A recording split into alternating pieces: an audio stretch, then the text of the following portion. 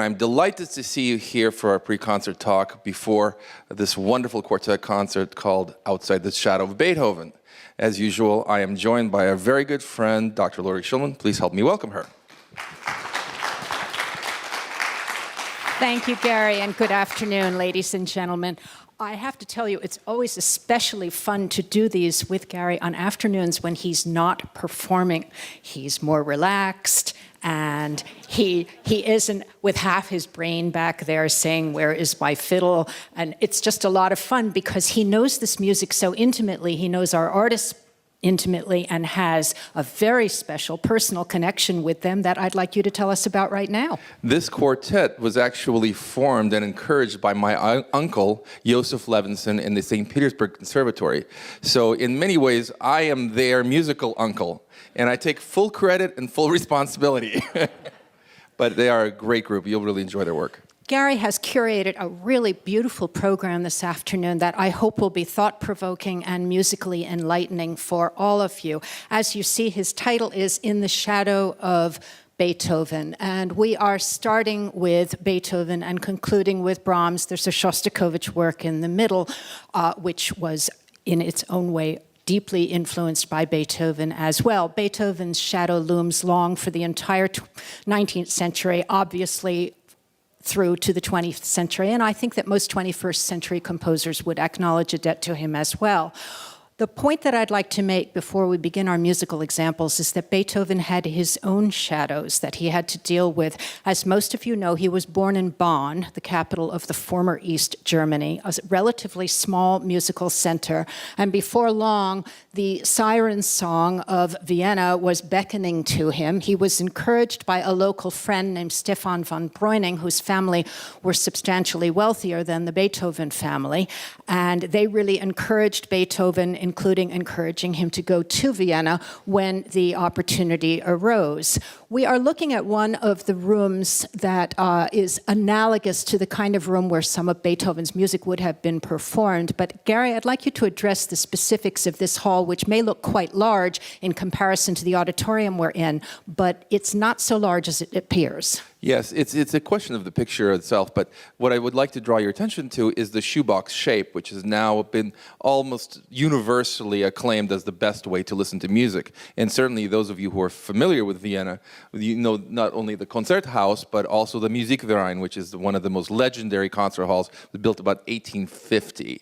So this is really the kind of concert hall and acoustics that Beethoven would have been used to, and the musicians of his time would have been used to perform these works. And it's where, of course, great performances of his music take place today. So he was drawn to Vienna, but he did not try a string quartet for a good long time after he arrived in Vienna in the early 1790s. And I've enumerated part of this. I'm not going to read this list to you. I don't do that.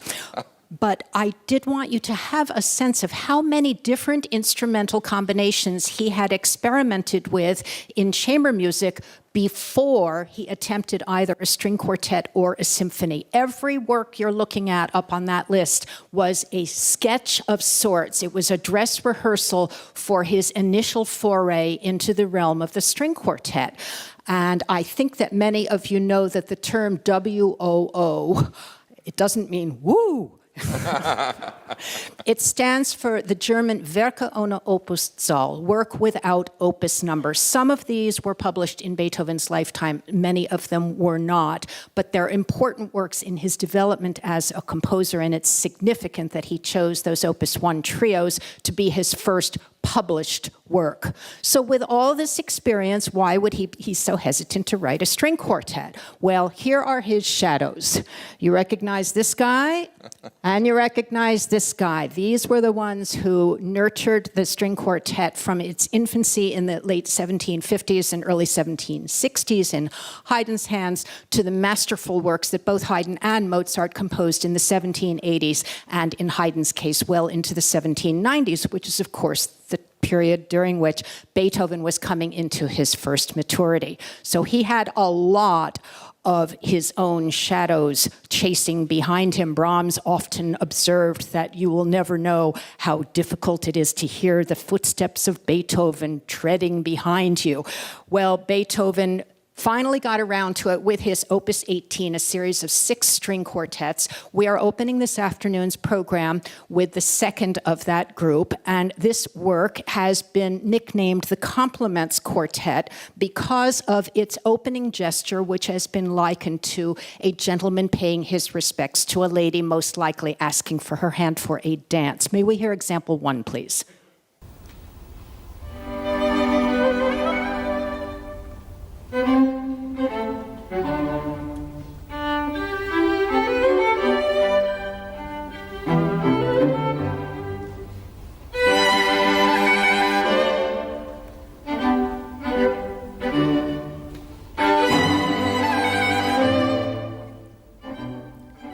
So we've got this idea of very formalized bowing, curtsying, structured small talk that was acceptable in polite society, these quick 2-bar phrases, how are you, madame? I'm fine, thank you, sir, and how are you this evening? It's a very orderly building block.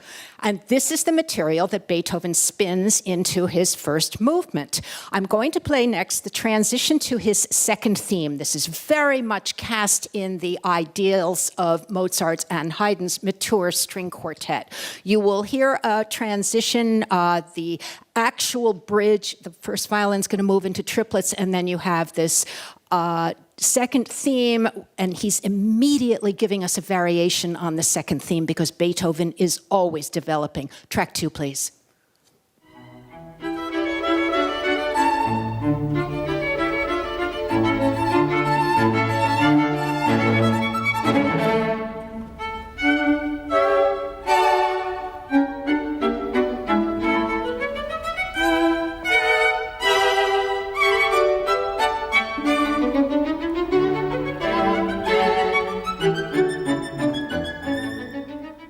So the first thing we want to notice here is that there's immediately a variation on that second theme. And the second thing is that in 2 cases in that brief clip, we heard the first violin getting a considerably more elaborate part than the second violin. In these early Beethoven quartets, I would have to say the first violinist is still first among equals, even though in theory all 4 parts are equal. Absolutely. And I think also one thing is important to remember, in the Haydn quartets and certainly the Mozart quartets, many of these parts were there to be a show-off kind of a gesture, whereas in these Opus 18th, it's really a homogenized version of all 4 instruments. It's never just for fluff. You get a very good sense of that in the beginning to the Adagio movement, which is a dignified chorale. It's almost reverent. This is track 3, please.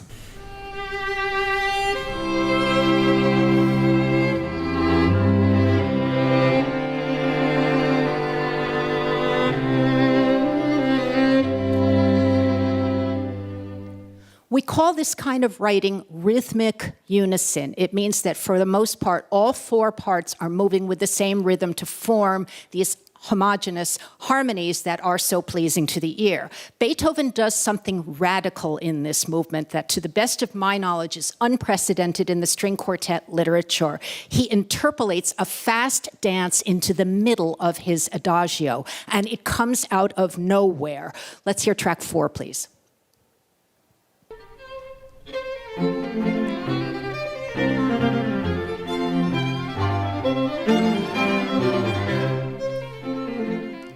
It's a crazy thing to do. We're in the middle of this reverent chorale, and all of a sudden, we have this German dance that's just been plopped down in the middle of it. What's particularly interesting to me is that this is something he did at least twice that I know of in the late quartets.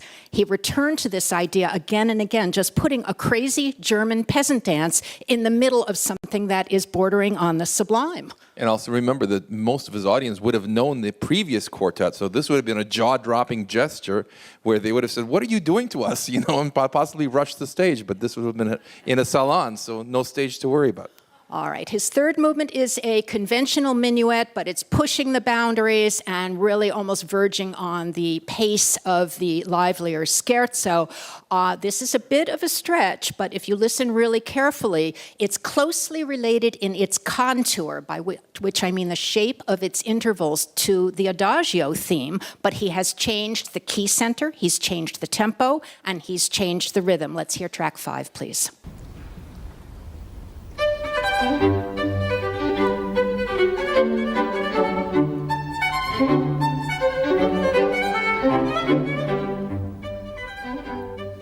He's clearly picking up the pace after that slow adagio, and he carries it even further in the finale, which is one of the movements that is most indebted to his sometime teacher, Franz Joseph Haydn. Haydn was noted for his wit, particularly in his finales, and Beethoven is clearly trying to plumb the idea of a sense of humor, but he's also pushing the envelope in terms of tempo, and things are almost out of control, but not quite. Let's hear the beginning of the finale, track 6, please.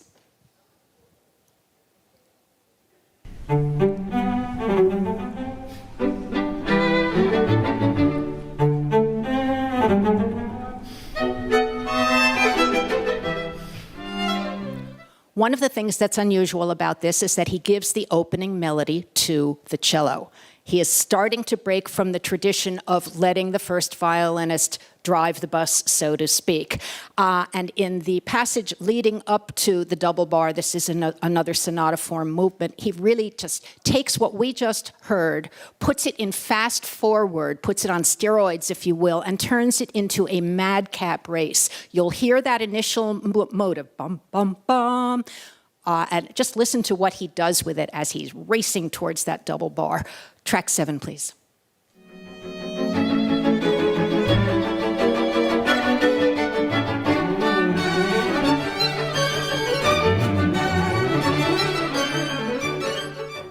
It's just dizzying what all 4 players are doing at that point, and it really takes enormous precision and skill to coordinate that kind of playing. One thing I want to draw your attention to is the instruments you're going to see this afternoon, you're going to hear this afternoon. And the instruments you're hearing now in this recording are the modern instruments. These quartets would have been played with gut strings, with a concave bow.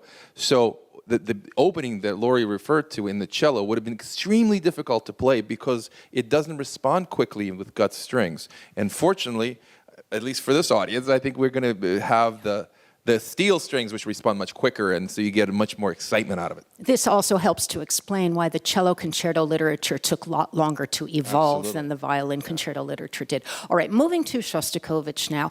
I think that most of you know that he wrote 15 symphonies and 15 string quartets. The conventional wisdom is that the symphonies were his public statements that were more in keeping with Soviet theory and ideals, and that the string quartets, which he did not begin until much later in his career, I think he'd completed 5 symphonies before he even did the first quartet, and late in life he was writing a lot more quartets and a lot fewer symphonies. The emphasis shifted, if you will.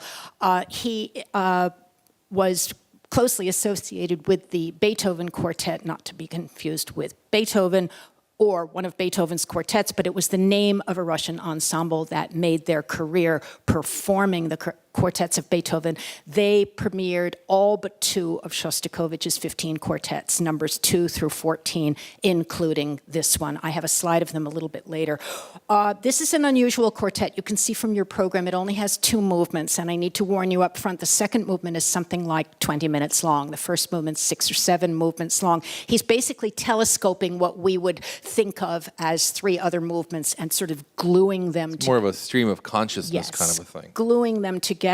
But what is so striking, what everyone comments on about this quartet is that the cello's opening motive, and I would point out that that is something that is clearly indebted to Beethoven, who was a pioneer in that regard, he actually outlines a 12-tone row. This quartet dates from 1968, which is the height of when serialism and dodecaphony were dominating world composition. But Shostakovich never went that direction. You will hear he resolves almost immediately to his home tonality of D-flat major. Track 8, please.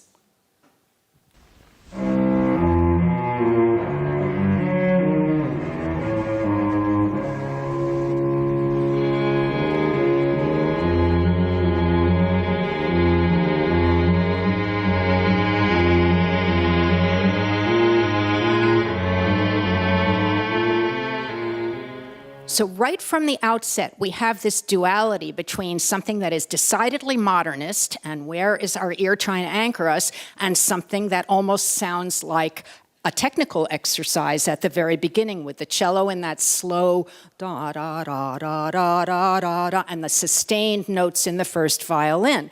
He kind of wanders in and out of tonality, and that to me is one of the core things that is going on throughout this quartet. Listen to a little later in the first movement, you'll hear this war between tonality and atonality or modernism in a section that is classic Shostakovich sardonic waltz. Track 9, please.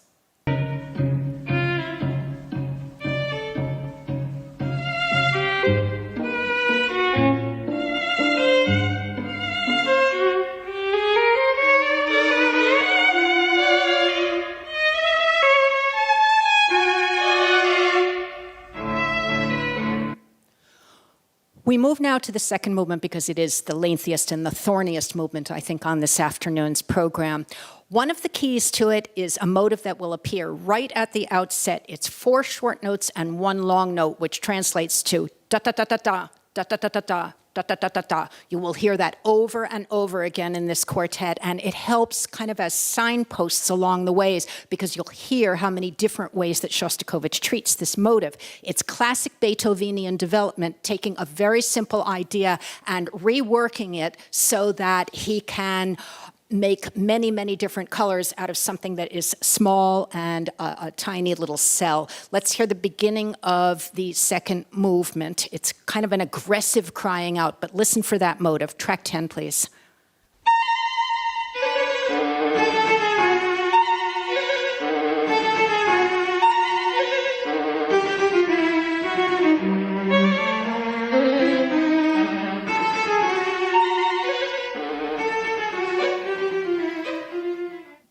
I already mentioned that this second movement sort of telescopes the basic concept, what Gary called stream of consciousness, of a conventional 3 movements, but they're all sort of together. This is it's sort of a quasi-scherzo section, but here is a different segment, a couple of minutes in, that emphasizes that same motive, but in a completely different musical fashion. Number 11, please.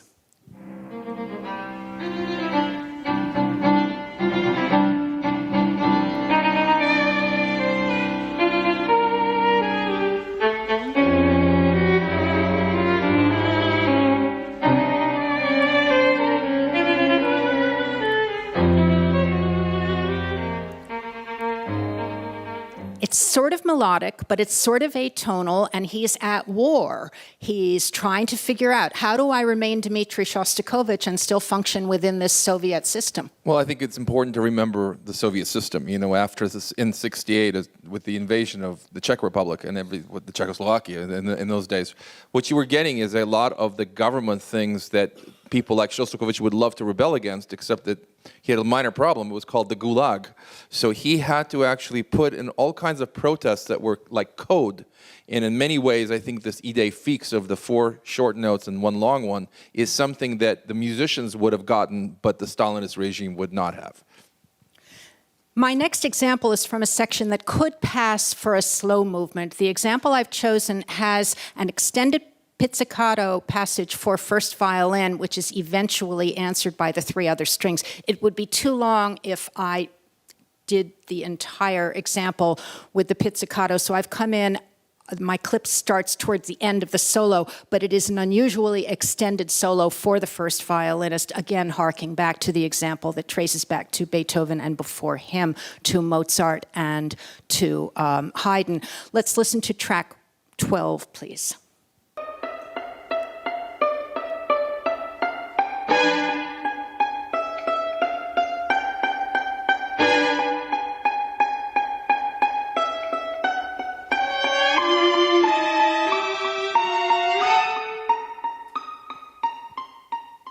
To me, this is related spiritually to the crying out that we heard at the beginning of the second movement when we had our first exposure to the da-da-da-da-da motive.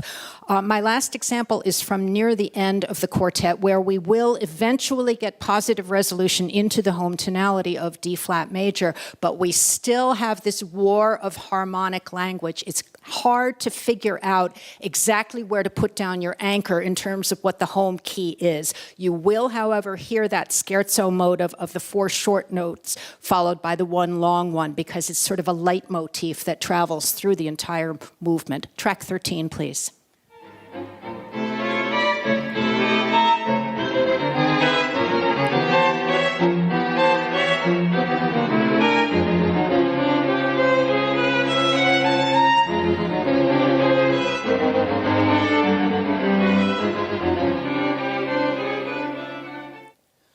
Before we move on to Brahms, I just want to point out to you again that the Beethoven Quartet, which was arguably the most celebrated mid-century string quartet in the Soviet Union, were close friends of Shostakovich's. He worked very closely with them. He understood their sound. They understood what he wanted from them as players, and it was an extremely fruitful, mutually beneficial relationship for all of them musically. Take a look at this picture. It's kind of unique because they're smiling in it.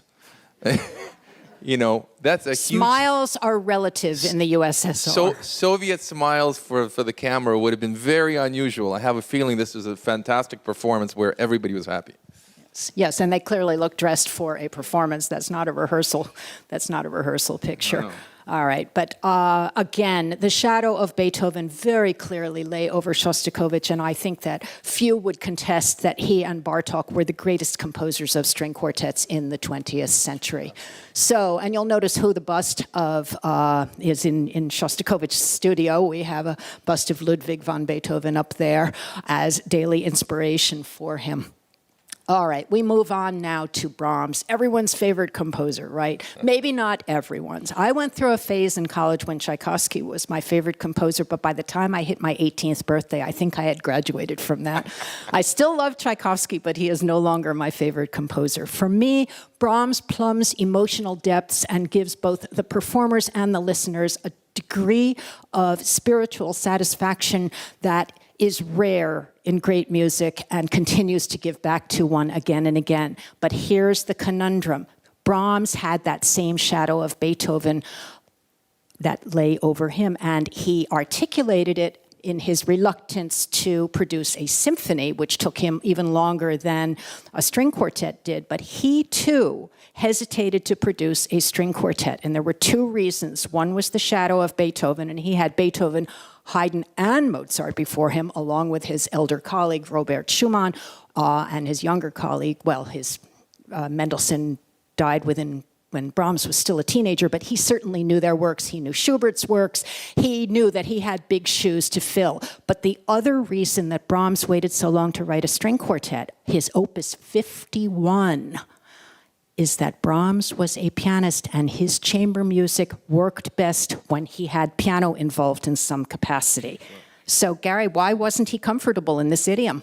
Well, unlike Beethoven, who played the violin, unlike Mozart, who played the violin, Brahms was always a pianist. He was discovered by Schumann as a pianist. And I dare say most of his string writing took place after he was befriended by Joseph Joachim, the great Hungarian violinist. So he learned a lot about the string instruments quite late. Also, very important to remember that he was an unbelievable editor.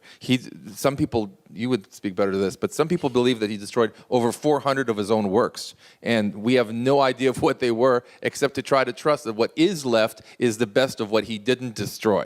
So I think it's one of those things you got to know that he was very difficult and tough on himself with what was going to be published. Another parallel with Beethoven is that he and Beethoven both came from central North German cities, and the siren call of Vienna was very, very strong.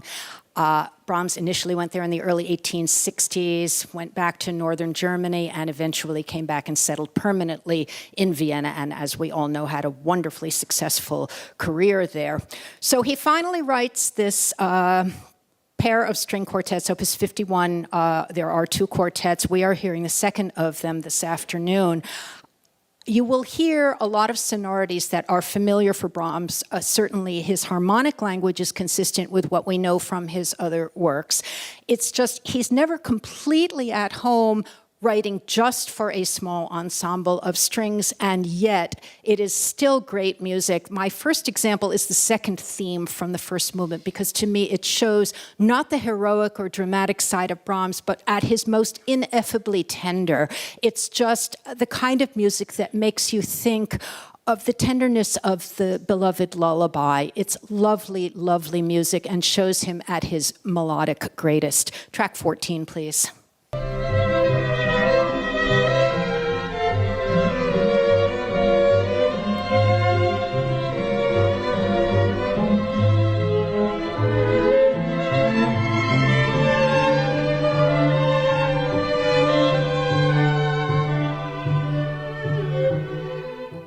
Music of that kind of loveliness makes me want to weep, not because it's sad, but because... This quartet, for me, is outside the shadow of Schumann's plural, both Robert and Clara, because it's just such loving music. Yes, no question.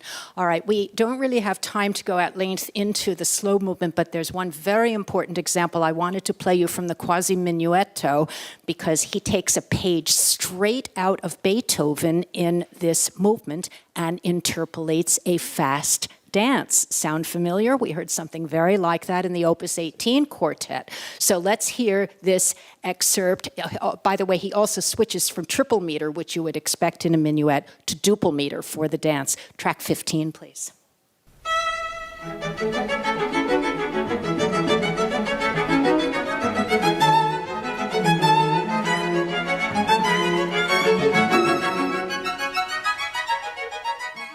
He's clearly trying to interpolate some humor into there, but he's also trying to jar us out of our complacency with the idea of 1, 2, 3, 1, 2, 3. It's no courtly dance, and him calling it a minuetto is really a throwback to the 18th century, because almost everybody was writing scherzi by this point. Yeah. Quasi meaning in the style of, not necessarily the actual minuet. Yeah, but I think there's a very definite bow to both Beethoven in the idea of throwing it in the middle of an incongruous context, and to Haydn because it's a gesture of humor.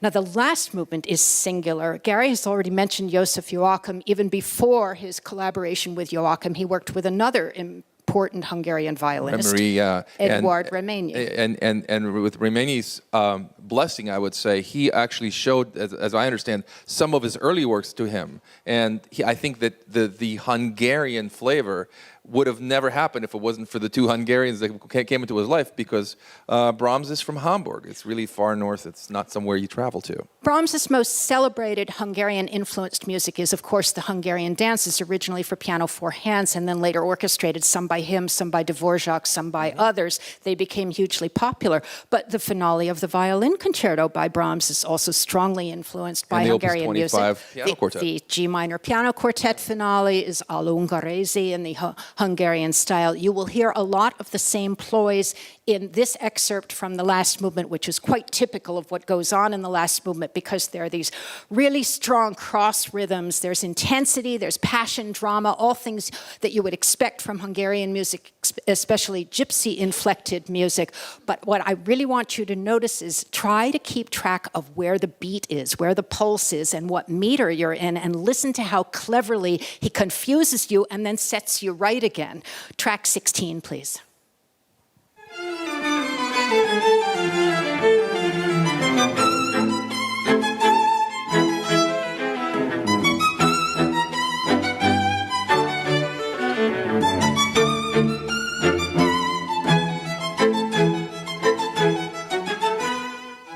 You reach a point where you're not quite sure which foot to tap with, but at the same time, you're totally caught up in both the melodiousness and the compelling rhythmic fabric of this incredible music. I absolutely love these quartets, even though Brahms struggled with them. I'm so glad he did not destroy his Opus 51. Here. And I know that you are going to enjoy the Atrium Quartet's fine performance this afternoon. Thank you for being with us, ladies and gentlemen. Thank you. Enjoy the concert.